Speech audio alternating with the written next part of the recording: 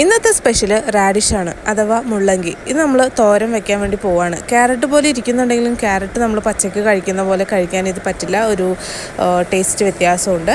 അപ്പോൾ നമുക്ക് എങ്ങനെയാണ് തോരൻ ഉണ്ടാക്കാമെന്ന് നോക്കാം. അപ്പോൾ അതിന് വേണ്ടിയിട്ട് നമ്മൾ മൺചട്ടിയാണ് എടുത്തിട്ടുള്ളത്. മൺചട്ടിയിൽ എണ്ണ ചൂടാകുമ്പോഴത്തേനും കടുക് പൊട്ടിക്കുക, കുറച്ച് ഉലുവയും കൂടി ഇട്ട് പൊട്ടിക്കുക, കറിവേപ്പില ഇട്ട് കൊടുക്കുക, ഉണ്ടെങ്കിൽ അല്പം ഉണക്കമുളകും കൂടെ ചേർത്ത് കൊടുക്കുക, നല്ല ടേസ്റ്റ് ആയിരിക്കും. അതും കൂടെ ചേർത്തതിന് ശേഷം നമ്മൾ കട്ട് ചെയ്ത് വെച്ചേക്കുന്ന റാഡിഷ് ചേർത്ത് കൊടുക്കുക. അല്പം ഉപ്പും അല്പം വെള്ളവും കൂടെ ചേർത്ത് ഒന്ന് വേവിച്ചെടുക്കുക. വെള്ളം വളരെ കുറച്ച് തന്നെ ചേർത്താൽ മതിയാവും, കാരണം നമ്മൾ വേവിച്ച വെള്ളം വറ്റിച്ചെടുക്കുകയാണ് ചെയ്യുന്നത്.